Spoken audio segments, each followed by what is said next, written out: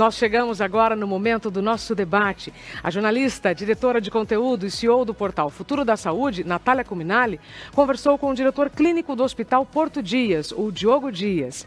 Também conversou com o presidente da Abimo, Franco Palamola, e com o presidente do Conselho de Administração da Abimed, o Valban Damasceno. O assunto é: por que é tão difícil incorporar novas tecnologias em saúde no Brasil? Como o debate foi gravado, não será possível enviar perguntas, tá? Vamos assistir.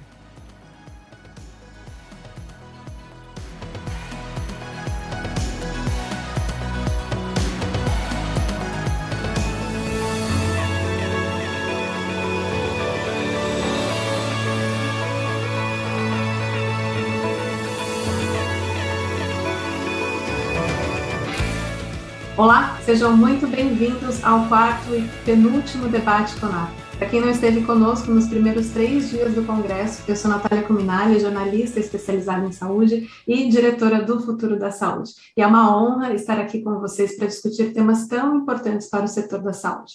O debate CONAP está acontecendo todos os dias, das 2 às 3 da tarde, com a participação de diversos representantes que estão à frente, de olho nas tendências e no futuro do setor. Neste penúltimo debate, chegou a vez de discutir a importância do acesso à tecnologia e à inovação. Então, o tema de hoje é: por que é tão difícil incorporar novas tecnologias em saúde no Brasil? Vamos ter 1 hora de discussão e o objetivo aqui é entender um pouco mais sobre os motivos que atrapalham essa incorporação, dos custos à regulamentação. Para nos ajudar a desvendar essas questões, estão aqui conosco Diogo Dias, diretor clínico do Hospital Porto Dias, Franco Palamola, presidente da LifeMed e da Associação Brasileira da Indústria de Dispositivos Médicos, a Abimo, e o Valban Damasceno de Souza, diretor de Relações Governamentais para a América Latina da Thermo Fisher Scientific e presidente do Conselho de Administração da Abimed, a Associação Brasileira da Indústria de Alta Tecnologia e Produtos para a Saúde. Bom, eu agradeço desde já a presença de vocês e já vou emendar na primeira pergunta para o debate. O debate público sobre esse tema fica sempre oscilando. De um lado, a gente fala sobre a denúncia do atraso na incorporação de tecnologias, e do outro, as tentativas de restrição a essa incorporação dessas novas tecnologias, que acontece devido à falta de recursos. Então, a primeira pergunta é: como que vocês se posicionam nesse debate? Eu começo com o Diogo, pela ordem. Obrigado pela provocação, Natália. Historicamente, a gente está realmente numa indústria que tem sido muito mais lenta em adotar novas tecnologias. E, mais recentemente, eu acho que a gente tem aqui 2 ultra especialistas em tecnologias relacionadas a device, relacionada a equipamentos médicos de alta tecnologia, mas para a gente, da minha geração de gestores em saúde, a gente sente mais na pele o atraso na adoção de tecnologias digitais, né, a saúde digital. Então, tanto a aplicação de ferramentas de gestão das mais diversas que outras indústrias tiveram a rapidez de adotar em décadas anteriores, a adoção de sistemas também, de prontuários eletrônicos, de ERPs, de tecnologias digitais que nos permitam gerenciar os processos não só assistenciais, mas os processos de apoio, até toda a operação tão complexa, as operações tão complexas que existem no sistema de saúde, a nossa indústria foi um pouco mais lenta em adotar. Isso passando a se acelerar no Brasil a partir dos anos 2000 e mais efetivamente a partir da década de 2010. Né? A gente está aqui num grande hospital na região norte do Brasil, a gente só passou a ter um sistema informatizado robusto num primeiro nível, claro, de maturidade, em 2012.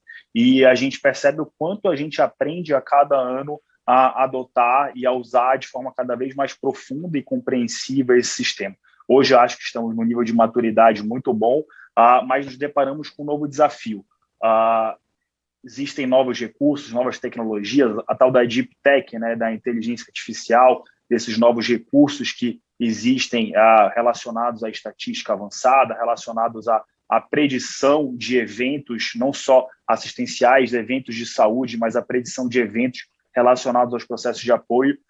Para a gente usar de forma efetiva essas ferramentas, a gente precisa que esses dados estejam estruturados, bem organizados. E, embora principalmente as áreas de apoio já tenham esses dados mais estruturados, organizados, e já seja mais possível aplicar essas ferramentas, nas áreas assistenciais é um desafio muito grande, porque, historicamente, desde que a gente passou a adotar essas ferramentas, esses sistemas, o input desses dados assistenciais acabam sendo muito descentralizados. Claro, exceto os dados que são nativos digitais, como os dados radiológicos, dados laboratoriais, que são imputados por máquinas direto em um sistema. Mas os dados relacionados a CIDs, a diagnósticos diferenciais, a exame físico, a percepção do médico diante do seu cliente, ainda tem esse input muito descentralizado nas pontas e está na mão de uma diversidade muito grande de profissionais, também profissionais em diferentes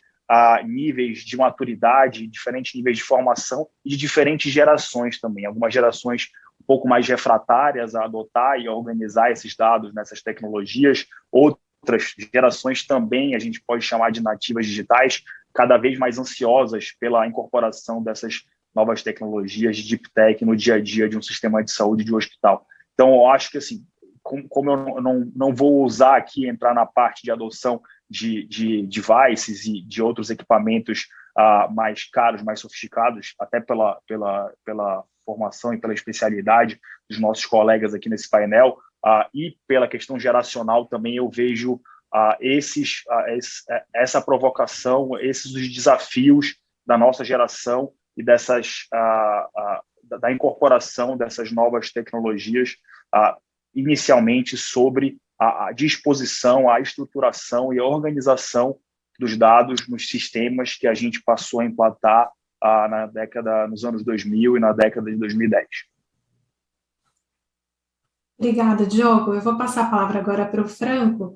Você trouxe para a gente muito esse foco no desafio da saúde digital, né? Eu acho que a gente vai ter bastante tempo para explorar isso. Agora, Franco, no seu contexto, como que a gente fica nesse debate, né? De um lado, essa questão do acesso, do outro lado, a questão do preço.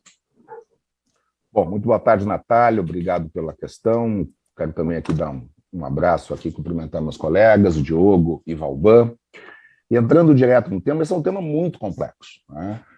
Primeiro, o Brasil é um conjunto de vários Brasis, então nós temos realidades completamente díspares, se nós pegarmos região sul, região norte, centro-oeste e sudeste. Segunda questão, nós temos um sistema de saúde que chama-se de sistema único, que na prática não é um sistema único, né? Nós temos vários subsistemas, nós temos o sistema público, nós temos o sistema filantrópico, nós temos o sistema dos hospitais militares, temos a EBSER e temos o sistema suplementar. Cada um desses sistemas tem a sua realidade.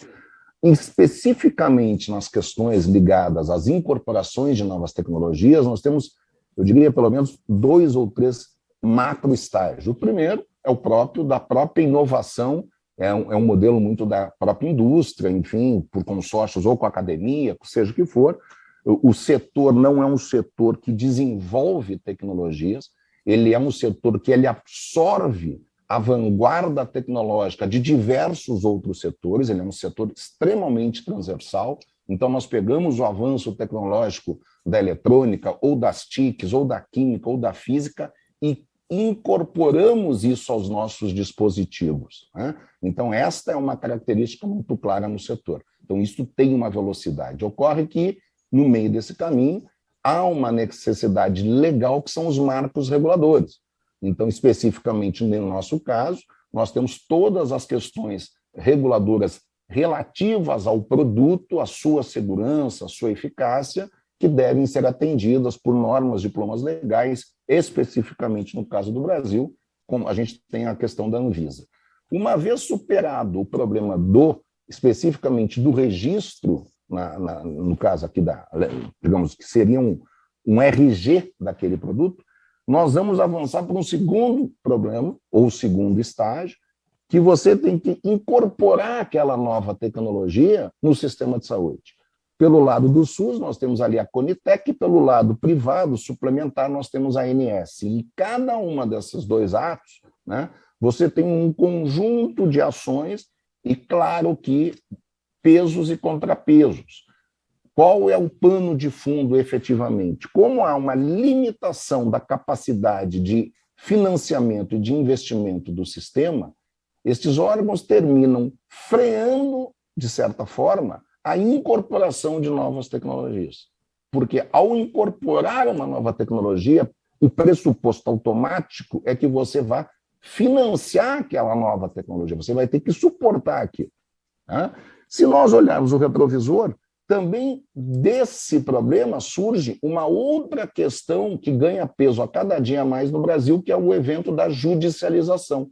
A judicialização terminou sendo uma porta de você incorporar novas tecnologias para o sistema de saúde. Como você não conseguiu superar um obstáculo, ou pela Conitec, ou eventualmente pela ANS, a judicialização entra acelerando aquele processo. Né? Então, ela faz uma ponte, efetivamente.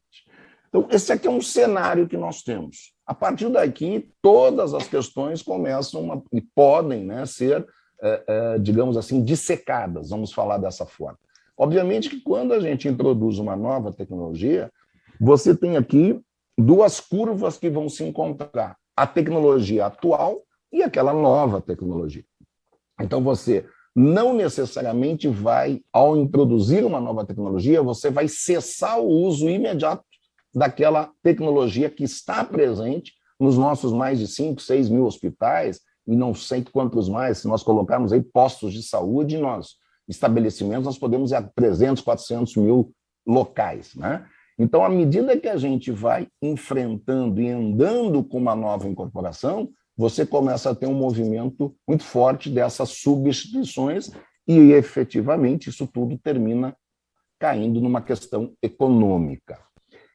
Eu quero, Diogo, pegando do teu gancho, eu vejo também que nós temos aí, talvez seja, a pandemia, que a gente viveu e praticamente estamos saindo dela, ela tem características muito similares ao que as guerras trouxeram e representaram às sociedades. Ela agiu, neste caso, vamos chamar assim, por favor, positivamente, como um agente catalisador das transformações sociais. Ela acelerou muito isso.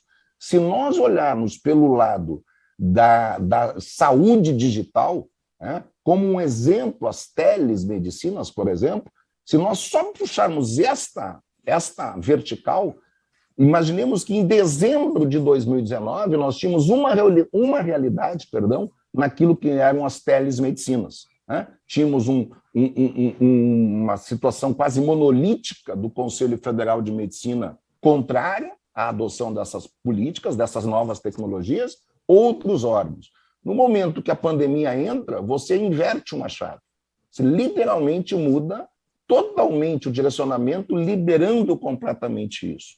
Creio eu que esse vai ser, talvez, um dos fatores positivos que a pandemia vai trazer e vai deixar de legado para a nossa sociedade, que foi a aceleração das incorporações, digamos, das múltiplas tecnologias digitais, que cada vez mais os nossos hospitais, o nosso sistema começa a se utilizar. E aí nós vamos entrar em questões de mineração de dados, nós vamos entrar em predicções, nós vamos entrar em algoritmos de inteligência artificial que conseguem garantir, que conseguem agregar um ganho de eficiência para o paciente.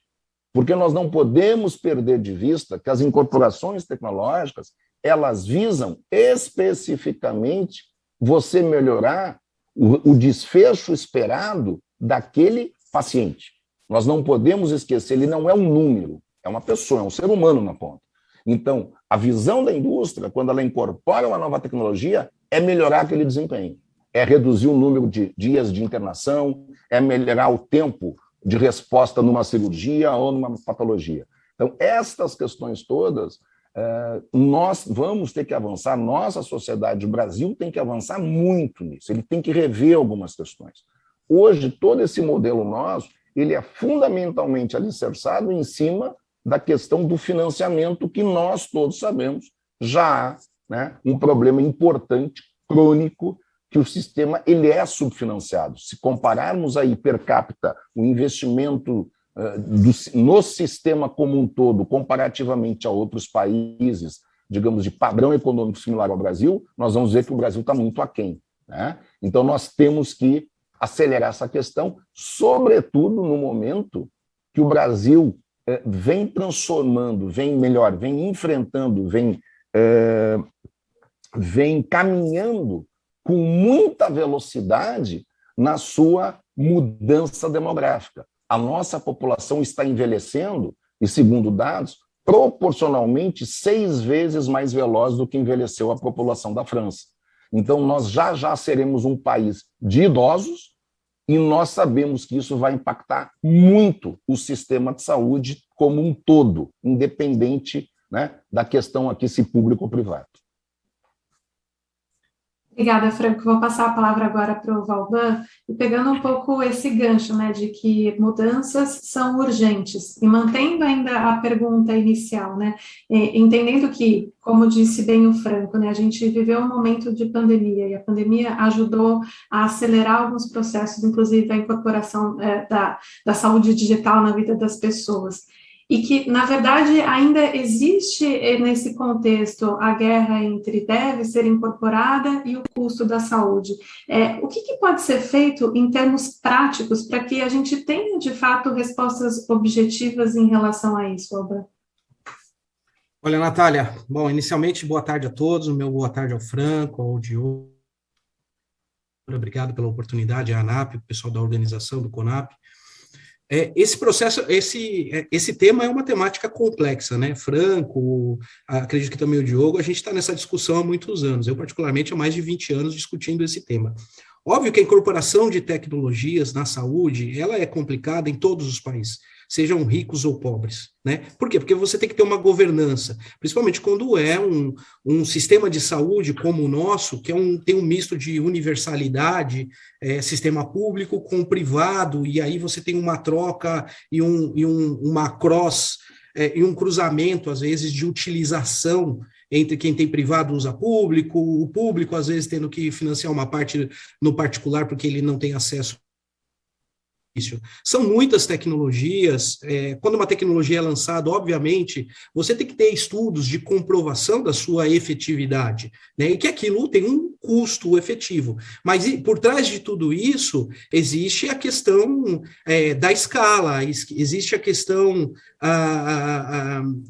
do impacto orçamentário, quando aquilo é incorporado. O Franco pontuou bem aqui, uma tecnologia, ela não substitui, uma nova tecnologia não substitui de imediato uma tecnologia anterior. Durante um determinado momento, elas sobrevivem paralelamente, ou às vezes até se sobrepondo, por que não? Até porque nós temos diferentes realidades no Brasil. Uma alta tecnologia que eu consigo aplicar em São Paulo, num grande centro, ou num grande centro de saúde, eu não vou conseguir, talvez, nos locais mais longínquos do país. Então, isso a gente tem que entender, esse é o primeiro ponto. Protocolos de uso, governança, de novo, governança é muito importante. Então, o processo sempre vai ser muito complexo. O segundo, que eu acho que talvez seja o mais difícil que a gente tem para lidar num país como o Brasil, é a falta de uma agenda de prioridades de saúde.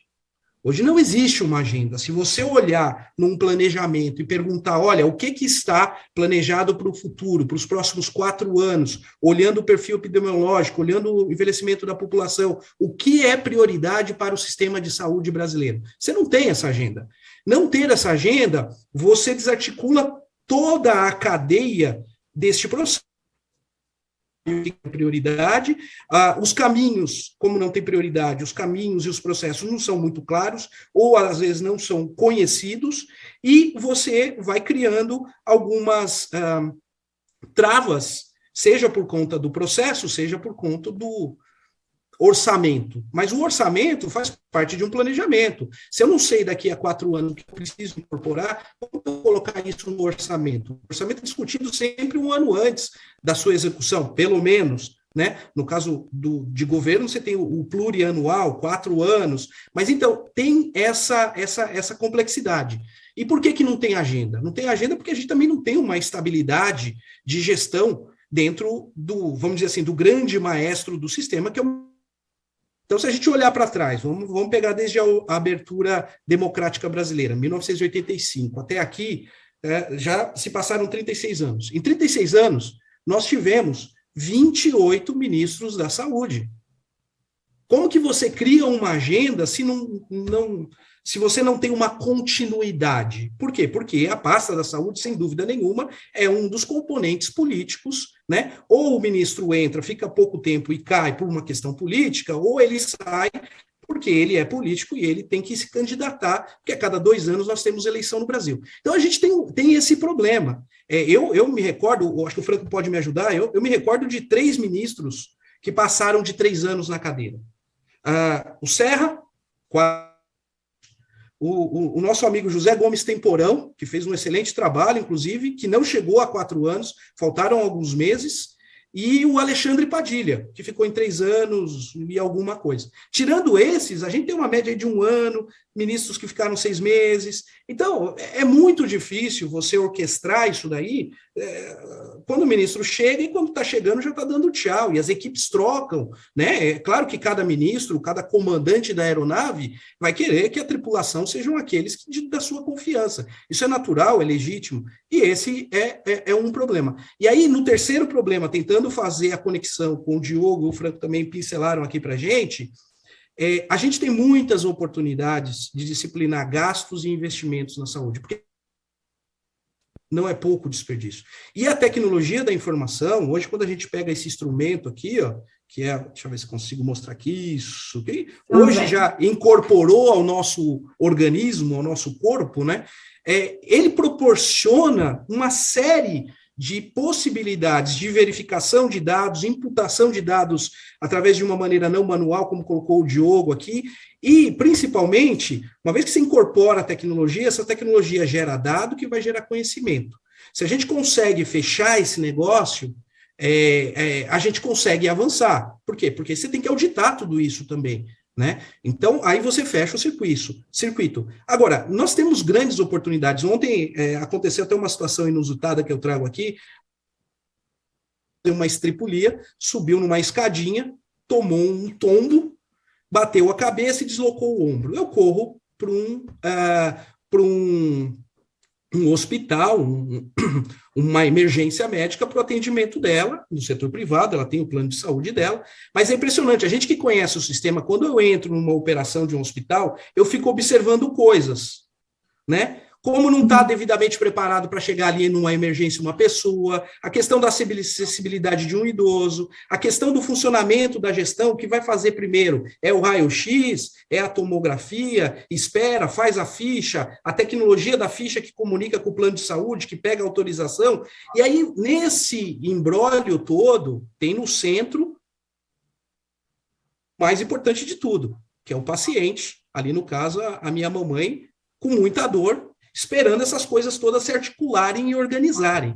Então, não é fácil, eu acho que a gente tem muita oportunidade, acho que a pandemia deu um impulso não voluntário a todo o sistema, empurrou, e eu acho que agora a gente tem uma oportunidade de avançar. Espero que a gente aproveite essa oportunidade.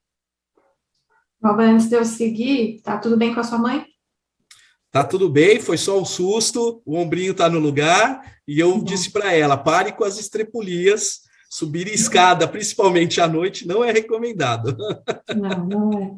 Agora, eu vou pegar um gancho da sua resposta, que você cita essa questão da alta rotatividade, né, dos ministros da saúde, e sabendo que esse sim é um cargo político, e às vezes é isso que atrapalha a continuidade e uma agenda única da saúde, né, como você mencionou.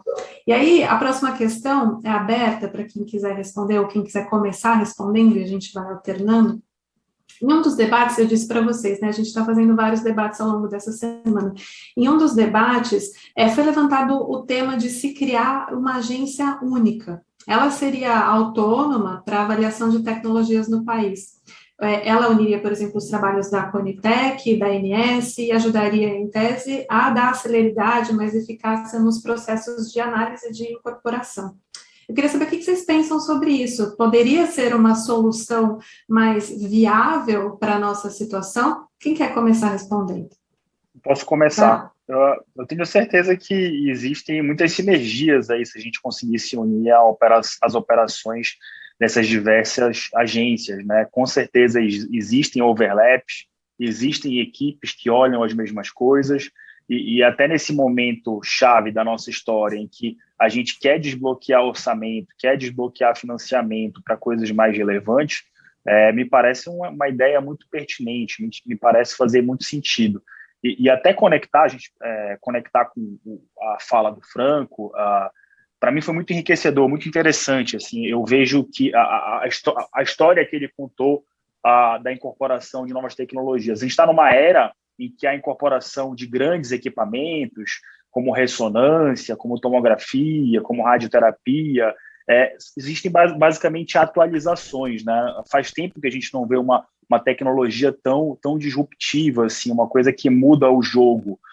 Talvez alguma coisa sobre protonterapia agora, que volta a se falar sobre a entrada disso no Brasil. Eu acho que a maioria das novas tecnologias que estão existindo, que estão sendo implantadas no nosso sistema de saúde, são sobre farma, são sobre implantáveis e também são sobre, e aí saindo do âmbito de investimento por parte do sistema de saúde e se aproximando do âmbito individual, são sobre os vestíveis, como o Valban relatou muito bem, esses equipamentos que a gente passa a usar e que são capazes de fazer a telemetria dos nossos dados de saúde, são capazes de criar esses dados nativos digitais e organizá-los, estruturá-los para realmente fazer uma medicina de precisão, uma medicina personalizada diante da necessidade de cada indivíduo, ao mesmo tempo que eu crio uma lagoa de dados, um data lake, o mais robusto e o mais preciso possível.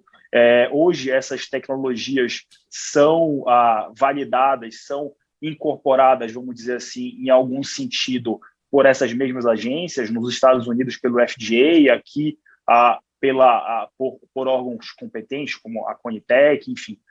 Mas não está muito claro como a gente pode incorporar isso a um nível populacional, né? Eu entendo que essa primeira geração desses vestíveis é um produto muito de consumo, é um produto até relacionado a algum status, são produtos caros, mas a gente pode ter certeza que isso vai se baratear, isso vai caber no bolso do sistema de saúde, vai, e muito em breve, ser oportuno para um sistema de saúde, seja público, privado, adotar essas tecnologias para gerar esses dados individuais e personalizados e precisos que vão suportar uma tomada de decisão cada vez mais personalizada, precisa, individual. E aí fica até a provocação sobre que isso é relacionado até à política, e ao trabalho dessas agências, e aí eu passo para os colegas também, se a Natália me permitir, qual seria a estrutura ideal? Será que não seria exatamente sobre a fusão entre essas duas agências, entre essas duas instituições, e até uma revisão na forma de trabalhar e adotando a capacidade de permitir a entrada e a adoção dessas novas tecnologias que vão permitir a mensuração, vão permitir o acompanhamento a nível individual e também a sugestão de implantação, isso tanto no público quanto no privado, quando isso atingir um preço que faça sentido e que realmente haja um retorno sobre o investimento, dá para cada indivíduo o seu medidor de glicose, o seu ecocardiograma, eletrocardiograma, em tempo real, através de um vestível, seja uma cinta, seja um relógio. Eu acho que com certeza passa por uma reformulação na forma de trabalhar e até mesmo otimização na forma de trabalhar dessas agências. Obrigada, Diogo. Franco e Valban, eu quero ouvir vocês sobre isso. Eu acho que não tem uma resposta certa. A ideia do debate é que tenha, de fato, formas da gente pensar práticas, né, para mudar essa situação, sendo que no sistema político a gente não vai conseguir mexer tão efetivamente, né? Bom, posso ir, Valban? Ok? Eu vejo, Diogo, assim, primeiro, vou voltar para a pergunta. Essa questão de, eventualmente, criarmos uma única agência, seria uma agência de ATS, né, Avaliação de Tecnologias em Saúde, faz sentido. Não, ao meu ver, faz todo sentido. Primeiro porque, a priori, né, mesmo com os problemas que a gente detecta ao longo dos anos e que podem ser corrigidos, o SUS é um ativo da União, é um ativo da nação. Né? E o SUS, por princípio, é um sistema universal e único. Então, se nós tivermos para este sistema uma única agência fazendo essa avaliação e largando e permitindo essa incorporação de tecnologia para os múltiplos subsistemas, independente se público ou privado, funciona, dialoga, acho que há um ganho muito grande, porque realmente há uma convergência e há sinergias. Segundo o ponto, também indo na mesma direção, se nós pensarmos que várias dessas questões que falamos agora, sobretudo das tecnologias digitais, por exemplo, alicerçadas na questão do 5G que está entrando, elas também serão tecnologias novas para os órgãos reguladores. Eles também não têm know-how e experiências, né, digamos, passadas para poder exercer essa regulação. Fundamental vai ser o acesso, vai ser o diálogo, vai ser a união de forças, indústria e órgãos reguladores, para você ter um novo marco legal disso. Né? Vocês falam dos vestíveis. Isso já é uma realidade. E veja, quando a gente fala em vestíveis, nesses sensores, surge um terceiro ator, que é a Anatel. Porque todos esses sistemas, eles na prática possuem protocolos de comunicação de dados. Né? E as legislações dizem que estes sistemas com protocolos de comunicação de dados também têm que ser validados, ou, de certa forma, aprovados, vamos chamar assim, pela própria Anatel.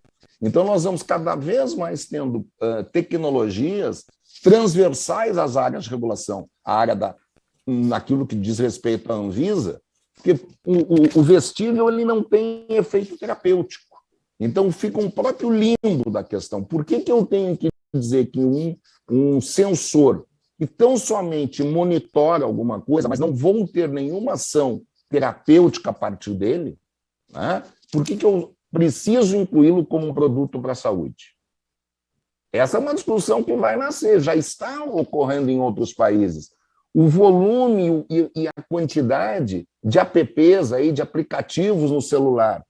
A própria Apple está comprovando, porque os sistemas dela, os telefones dela, têm várias funções, né, de medições de parâmetros de saúde, que em alguns órgãos reguladores colocam que aquilo transforma num dispositivo médico. Então, ela vai terminar tendo que se obrigar a fazer ensaios, validações, registros, certificações daquele aplicativo. Então, eu creio que quanto mais nós aumentarmos a complexidade disso tudo, por um outro lado, mais nós dificultaremos a popularização disso, a pulverização disso.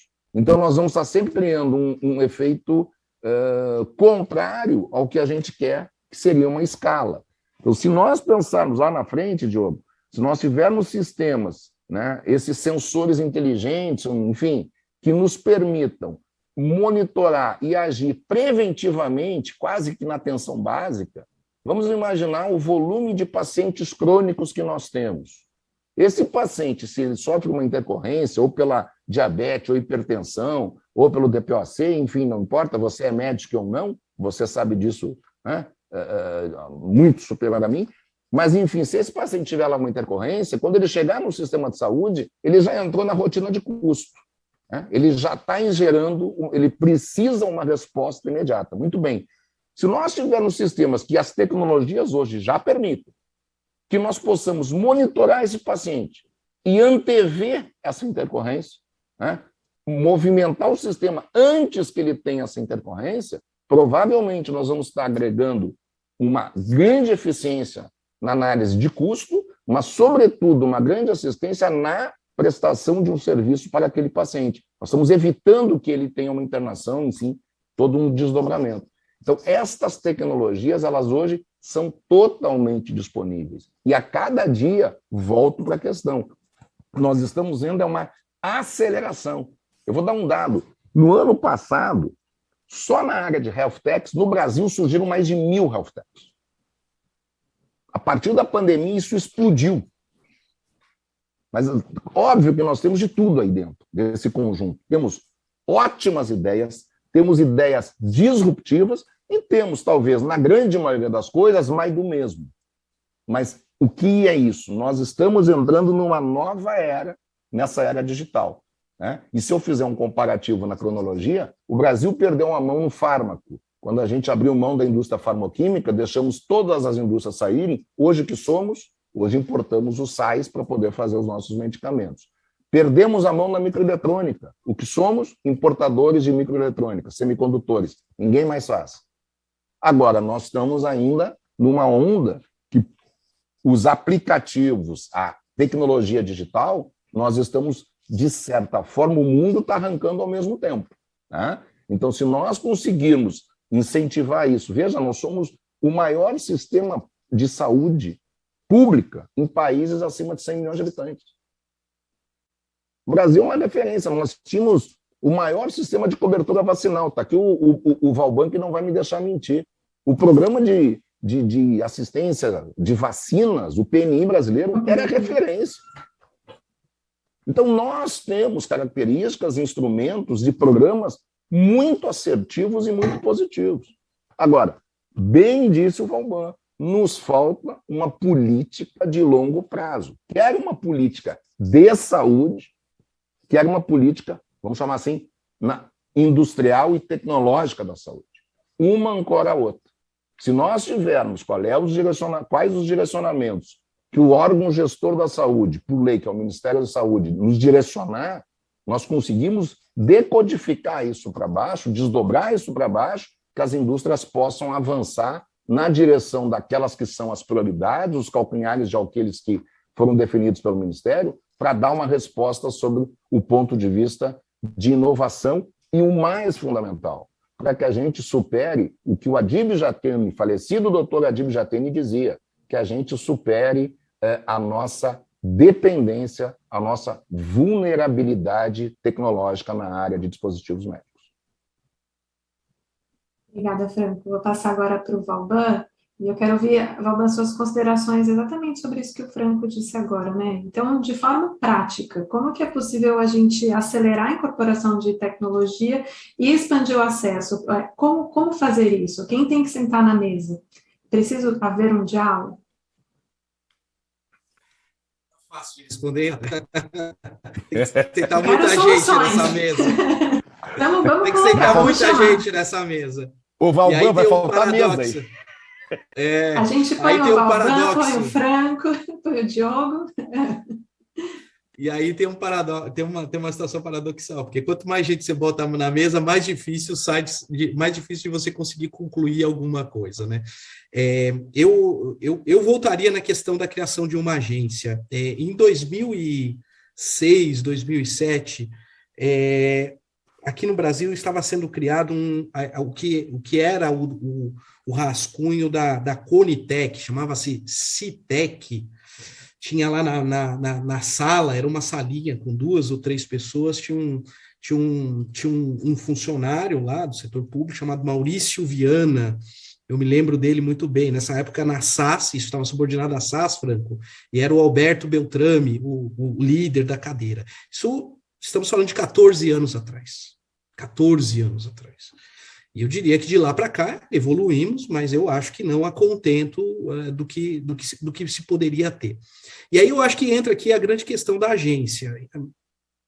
Independente daquela discussão de ser mais uma agência, custo, funcionários, veículo político, etc. e tal, vamos imaginar que fôssemos um país realmente já maduro do ponto de vista dessas instituições, que elas funcionariam realmente, a avaliação teria que ser para o que funciona e o que seria feito. Eu acho que o Brasil não está isolado no mundo, a gente tem que olhar as melhores práticas. Eu sempre aprendi assim, a gente sempre tem que ter uma referência. Quando a gente olha para uma referência, alguns países como a Inglaterra, o Canadá, a Austrália, que são países bem menores e mais ricos, é difícil de comparar, mas eles criaram agências, né? E agências que são modelos hoje. Por que eles criaram as agências? Deve ter uma razão. Vamos entender essa razão. Essa razão é porque justamente para você tirar um pouco a subordinação política que isso tem dentro de um sistema de saúde, tentar unificar e tornar independente essa decisão e, vamos dizer assim, através de uma sinergia dessa independência, conseguir movimentar a agenda daquilo que é prioridade para o sistema. E o Franco colocou bem, se nós da indústria de tecnologia olhamos para o sistema e o sistema não aponta para lugar nenhum, qualquer coisa pode ser apresentada ao sistema para ser incorporado, concorda? Você tem investimento, você tem transferência de tecnologia, você tem o complexo industrial da saúde. Para onde? Qual é o norte disso? Para onde nós vamos? E, em paralelo, o perfil epidemiológico da população. Junto com o envelhecimento da população, vão surgir outras necessidades. Necessidades essas, talvez a gente nem saiba, porque a gente nunca teve uma população idosa. Então, você tem que ter um norte. Eu acho que uma criação de uma agência aqui, eu acho que ela traria conseguiria alavancar um pouco mais essa independência e nos ajudar a fortalecer, não sei se é a palavra, mas conseguir um embrião aí da formação de uma agenda de inovação tecnológica na saúde, de incorporação dessa tecnologia, e essa agência que vai dar o drive para os políticos daquilo que tem que ser formulado no orçamento, porque não é orçamento de ano para ano, a gente está falando num tiro de 5, 10 anos, quando você prevê mais ou menos qual é o perfil epidemiológico e o tipo de tecnologia que isso será colocado. E ao final de tudo, e aí eu vou conectar com o que o Diogo fala, que esse é o viés dele aqui na mesa, que traz muito bem. Hoje, toda a tecnologia, ela gera informação, ela gera dados. Você tem que tratar isso para tornar esse conhecimento. Através desse conhecimento, desses dados, é que você vai conhecer seu sistema, seja para reter desperdícios ou para uma melhor eficiência. Então, ao meu ver, seria uma boa iniciativa. Agora, daí, da ideia até essa conclusão, e quantas pessoas vão para a mesa, Natália, eu não sei. E falando um pouco dos vestíveis aí, Diogo ou Franco, eu gostaria de um que avisasse quando minha mãe fosse subir numa escadinha e dissesse, olha, vamos prever um acidente, não suba nessa escada. Isso seria muito bem-vindo também. Emite um alerta, né? Eu acho que não falta muito, não, para a gente ter um vestível assim. Talvez até já exista, né? Agora, uma questão em relação à pandemia. Eu acho que vocês trouxeram muito bem, né? Que a pandemia funcionou como catalisadora, de alguma forma, de acelerar todos esses processos. Agora, na opinião de vocês acreditam que isso vai continuar? A gente vai continuar surfando nesse sentido positivo, né, da incorporação das tecnologias, a autorização da telemedicina? Isso vai, de alguma forma, ressoar no que é preciso ser feito em relação à tecnologia? Quem quer responder? Diogo. Posso começar novamente. Deve acelerar porque a gente tem visto um influxo muito grande de capital para financiar essas iniciativas, né? Embora a telemedicina a gente tenha visto um pico de adoção muito relevante ali no começo da pandemia, e aí depois um decréscimo, uma estabilização no nível, de certa forma, basal, até por conta da questão geracional, né? As pessoas que mais consomem saúde não estão tão habituadas aí a usar celular, a usar os dispositivos digitais. Mas, com certeza, com o envelhecimento da minha geração, da geração que está aí, e até mesmo da geração acima, que já está mais acostumada a lidar com essas interações, isso vai se tornar um negócio cada vez mais importante, à medida até mesmo em que surgem produtos mais interessantes, produtos de maior valor para atender essas necessidades. E só, assim, a resposta à sua pergunta, Natália, mas complementando, fiquei muito interessado, Franco, quando você falou que é verdade, a Anatel tem que participar dessa discussão. E também o Valban mencionou que se a gente abre muito esse leque de quem participa, aumenta muito o tamanho dessa mesa, a gente pode acabar entrando numa conversa pouco eficiente. E, honestamente, eu acho que deve existir uma governança nessa conversa, nessas definições. E essa governança deve passar muito por pesquisa clínica, deve passar muito pela atividade científica e de pesquisa de médicos, né? Vou dar um exemplo para vocês do que pode acontecer caso a gente não tenha esse cuidado, não tenha esse zelo, que foi a adoção da ECMO. A ECMO é uma tecnologia que já se usa há algum tempo em diversos hospitais especializados e que, no certo ponto da pandemia, passou até pelo uso, algumas celebridades passaram a usar, isso foi muito noticiado na TV, a ECMO acabou aparecendo como se fosse uma panaceia, né, com uma cura para todos os males, capaz de tirar qualquer paciente. E a gente, como médico, que tem um pouco mais de experiência nisso, até em etapas mais pregressas, é uma tecnologia muito cara e que pode ser muito útil para os pacientes certos. Deve ser muito bem indicada. Caso não seja, a gente acaba incorrendo numa elevação muito grande dos custos e realmente em pacientes que não tinham viabilidade, acaba levando a uma postergação, uma prolongação de uma situação de sofrimento, uma situação realmente que não tem retorno, que não tem volta.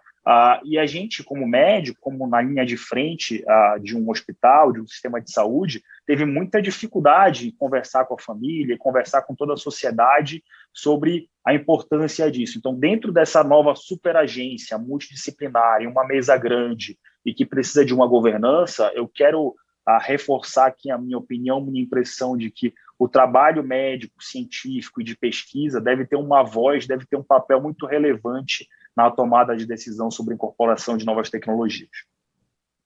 Obrigada, Diogo. Eu trouxe aqui o exemplo da telemedicina, porque até 2019, pré-pandemia, era uma discussão muito grande, né? Vocês acompanharam mais do que eu, inclusive, que foi regulamentada, depois voltaram atrás, e a gente não tinha isso, e ela está autorizada em caráter emergencial. Então, não temos, de fato, ainda um cenário de como será com a telemedicina. Então, quando eu perguntei para vocês se vocês acham que a gente ainda continua nesse processo na pandemia, e pegando um pouco o gancho do que o Franco disse, né, de que talvez a gente vai ter que sentar ali com a Anatel, e sabendo que a indústria de saúde é muito mais regulada do que outros tipos de indústria, como se desenha esse futuro?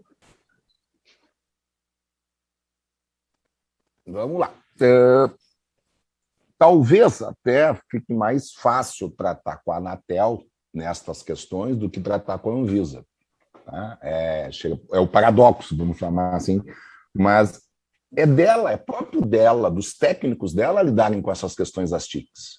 Tá? E hoje nós estamos exatamente nessa transição. O Medical Devices, ele hoje é mais uma ferramenta quase chegando como uma TIC, né, incorporando muito delas, e simplesmente usando ou enviando a informação que ele pega de um sinal vital para um cloud, para um consultório, para um hospital, enfim, para uma operadora de saúde.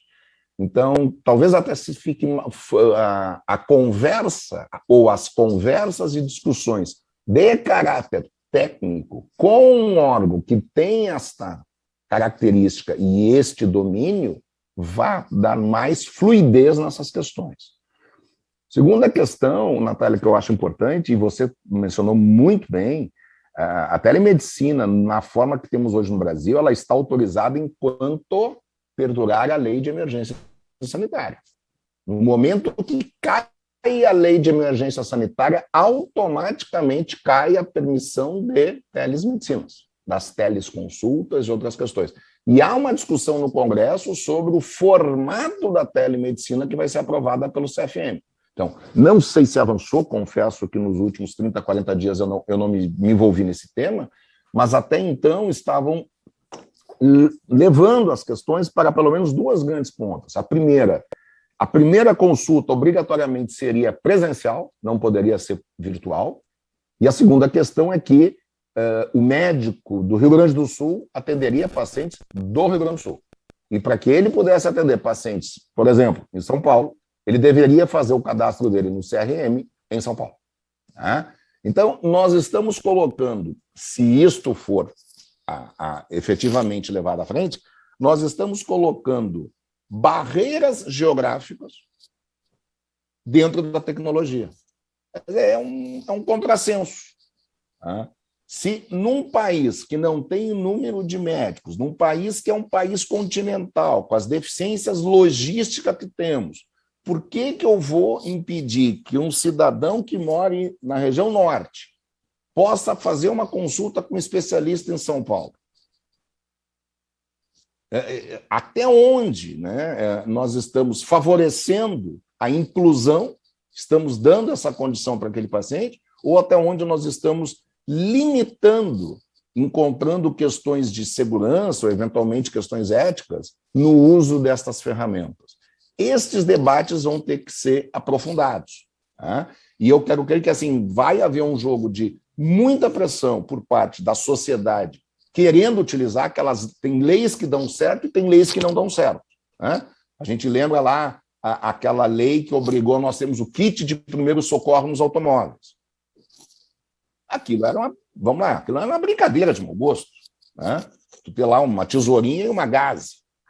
Não é nada.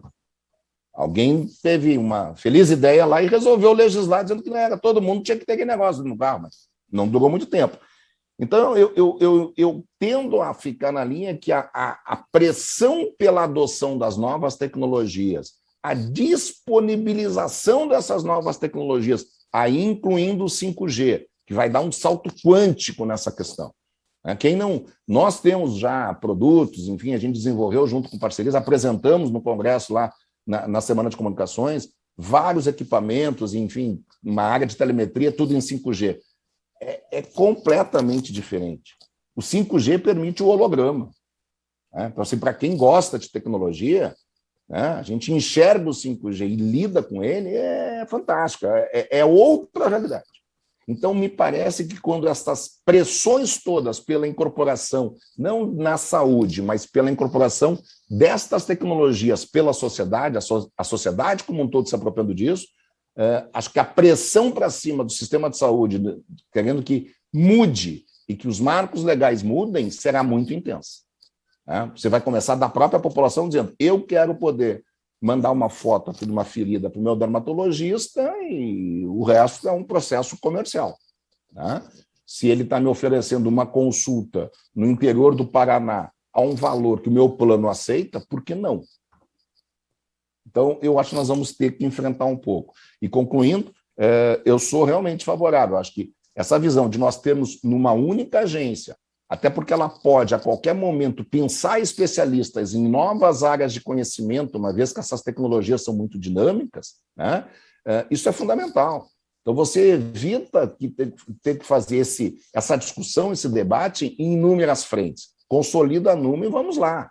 Né? Concordo com o Diogo. É fundamental a pesquisa clínica, a comprovação de eficiência, né? Digamos, a utilização baseada, a medicina baseada em evidências, enfim. Não adianta só falar que aquilo funciona. Isso é muito fácil. Né? Então, nós temos efetivamente que aproximar, digamos, indústria, aí sim, médicos, enfim, dos usuários, dos profissionais de saúde, para dizer, olha, vamos criar aqui um modelo para comprovar que isso funciona. Né? Como bem disse o Valban, a Inglaterra, nesse aspecto, o serviço dela é fantástico. Eu acho que é um parâmetro que o mundo tem que se espelhar e dizer, bom, eles lá fazem dessa forma. Né?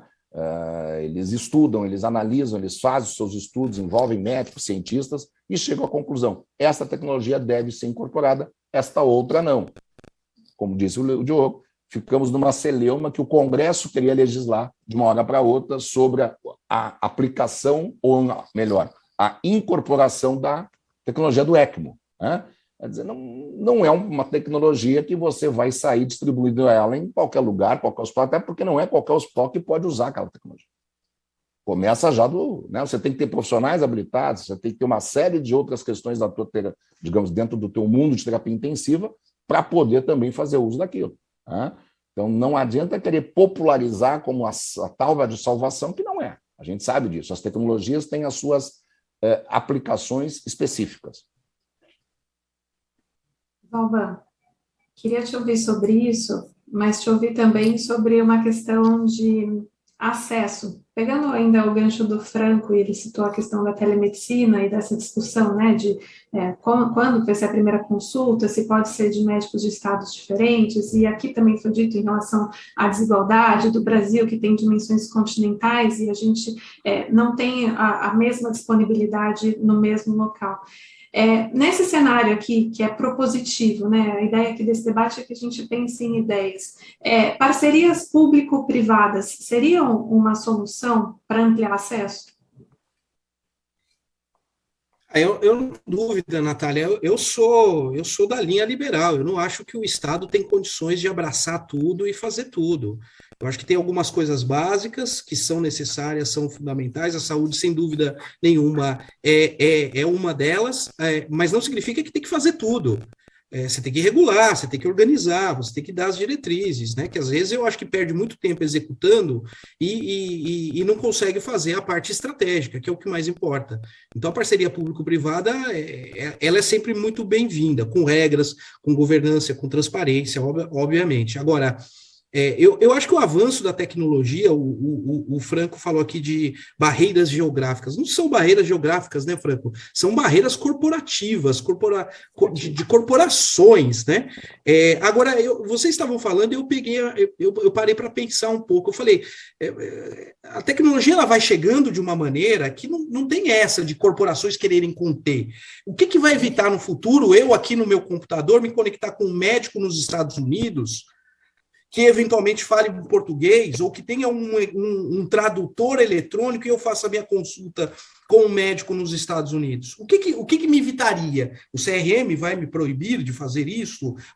O governo vai cortar o meu link da internet? Sabe, eu estou achando que a gente vai para um caminho nesse sentido. Então, é o que aconteceu quando chegou o Uber no Brasil e outras tecnologias aí disruptivas.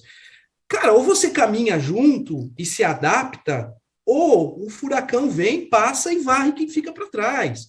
É sempre aquela discussão, né? Quem passa é o trem ou quem passa quem fica na estação? Essa que é a grande discussão que a gente tem que colocar. Não dá para ficar criando essas barreirinhas, esse corporativismo. A questão é uma só. Hoje, dentro do Brasil, as pessoas que utilizam isso daqui é uma grande massa da população. O cara tem acesso primeiro a um celular e depois à saúde. Essa é a realidade. E por que não ele poder ter acesso à saúde através de um celular, numa consulta eletrônica? Porque, às vezes, você vai contingenciar um desfecho clínico que vai ser muito negativo através de uma solução simples, mas porque algumas corporações têm o medo de perder o controle e etc. e tal. Pera lá. Não dá mais, não cabe. Eu acho que assim, a gente sempre vai encontrar essas resistências, mas eu acho que essas resistências elas vão ruir por si só, porque a tecnologia simplesmente como um furacão, como uma onda, vai varrer todo mundo e quando ele acordar, ele já está perdido nisso tudo. Essa é a minha percepção. Não sei se estarei aqui para ver isto, porque talvez tome alguns anos, mas eu fico muito curioso. Há 20 anos atrás, isso que nós estamos fazendo aqui agora era coisa dos Jetsons, né? Uma chamada de vídeo celular entre filho e pai era coisa de outro mundo. E talvez, estou falando o quê? 20, 15 anos, e em 5 para frente, o Franco está falando do holograma, né, Franco? Em 5 para frente, o que a gente pode imaginar para alguém falar, olha, o médico que está em São Paulo, ali na região de Presidente, no Pontal do Paranapanema, não pode atender que está do outro lado do rio, ali no estado do Mato Grosso. Jesus, né? Jesus. Então, eu acho que a discussão é longa, Natália, mas eu acho que e aqui cabe a ANAP, CONAP, todos nós aqui, a gente impulsionar essa discussão, e desafiar construtivamente. Tem que desafiar. Não dá para aceitar posto algumas coisas. Desafia. A pandemia veio e abriu, falou, dá sim para você fazer algumas coisas, dá para ser mais ousado, dá para assumir alguns riscos. Né? Então vamos assumir esses riscos de algumas coisas, algumas darão certo, outras terão que ser aperfeiçoadas, como é a história do desenvolvimento humano. É sempre assim. Agora, o que não pode é ficar parado não dá. Alban, obrigada. Eu queria, na verdade, agradecer a todos vocês. O nosso tempo voou. Daria para ficar aqui a tarde toda conversando e aprendendo com vocês. Então, desde já, eu já me despeço de vocês. Também eu quero agradecer a nossa audiência, todo mundo que acompanhou a gente até agora. Amanhã vai ser o último dia do Congresso e também do nosso debate CONAP. Eu espero vocês no horário de sempre, das 2 às 3 da tarde, para uma discussão fundamental para o setor. A discussão de amanhã vai falar sobre por que os novos modelos de remuneração não avançam no Brasil. Então, a gente vai conversar sobre isso. Convido vocês para estarem comigo das 2 às 3 da tarde. Mais uma vez, também convido que vocês acessem o Futuro da Saúde, que é a mídia oficial do Congresso. Então, até amanhã. Obrigada, gente. Até mais. Tchau, tchau. Obrigado. Muito obrigado. Obrigado a vocês.